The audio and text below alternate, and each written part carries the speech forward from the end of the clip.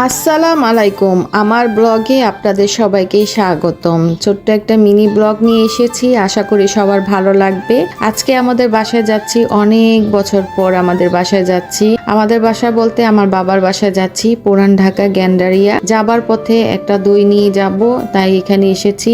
দড়িটা নিয়ে আর কি আমি এখন রওনা দিব পুরান ঢাকার গ্যান্ডারিয়া উদ্দেশ্যে, যেখানে আমার বেড়ে ওঠা, যেখানে আমি জন্মগ্রহণ করেছি, সবকিছুই আমার পুরান ঢাকার মধ্যে একটা মায়াই অন্যরকম। যাই হোক, আমি তো চলে আসতেছি। আর হচ্ছে আপনারা তো সবাই জানেন, আমার গতকাল বলতে 12ই এপ্রিলে আমার ছোট বোনের হঠাৎ করে আত হয়, পারিবারিক ভাবে ঘরোয়া ভাবে হয়েছে আর কি। আর হচ্ছে আজকে 13ই এপ্রিল, আজকে জায়ানের জন্মদিনে আর কি তার নানার বাসায় যাওয়া। কি বলবো, পুরান ঢাকার গলিগুলো সবই একই রকম লাগে। এই তো বাসায় চলে এসেছি। বাসায় এসে আমি আমার বোনের মানে ভিডিওটা ছেড়েছে, ওইটা আর কি দেখতেছি, কারণ এটা আমি দেখিনি। ওইটা দেখতেছিলাম আর গল্প করতেছিলাম। আর এই তো খাবার, যেহেতু গতকালকে আমাদের বাসায় আয়োজন ছিল, আমার ছোট বোনের বিয়ে ছিল, আর্ট ছিল, তাই আর কি অনুষ্ঠান করবে কয়েক মাস পর। যখন করবে তখন তো অবশ্যই আপনাদের সবাইকে জানাবো। আর এই তো খাওয়া দাওয়া করে এবং বন্ধুদের সাথে গল্প করতেছিলাম। আর তো জায়ানের বন্ধু এসেছে। বন্ধু বলতে জায়ান খুবই মজা পায় এই বানরের সাথে গল্প করতে, কারণ আমাদের বাসার বানরের জন্য অসহ্য হয়ে পড়ি আমরা।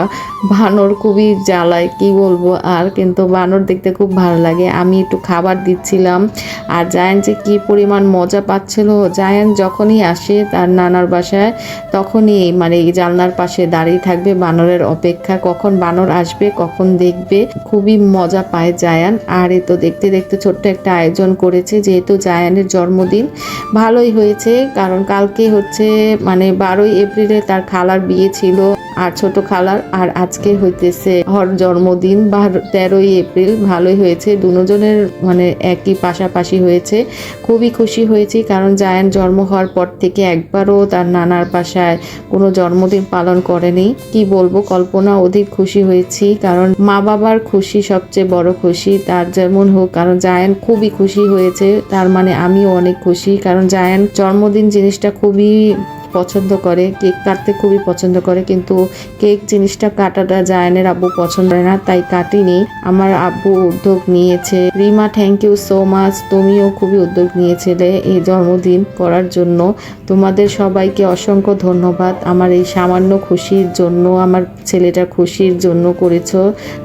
তোমাকে অনেক অনেক ধন্যবাদ। আর যাই হোক, কখন যে আমার মা বাবা, তারপর ভাবি, বোনদের সাথে গল্প করতে করতে সময় পার হয়ে যাচ্ছে, কারণ এখন 6টা বাজে, আমি তো চলে যাব 7টা বাজে। কখন যে সময় পার হয়ে গেছে, মন চাচ্ছিল যে আরো থাকি, কিন্তু কি করব, সংসার বলে কথা। জায়ানের আব্বু অফিসে ছিল, আমি একাই বাবার বাসায় এসেছি। আসলে মা বাবাকে ছেড়ে আসা যে কতটা কষ্ট, আপনজনকে খুবই কষ্ট লাগতেছে। আমি যখন রওনা দিয়েছি খুবই কষ্ট লাগতেছে। এতক্ষণে মনে হয় জায়ানের আব্বু বাসায়ও চলে এসেছে। একটু জ্যামেও পড়েছিলাম, আমি খুবই লেট হয়ে গেছে।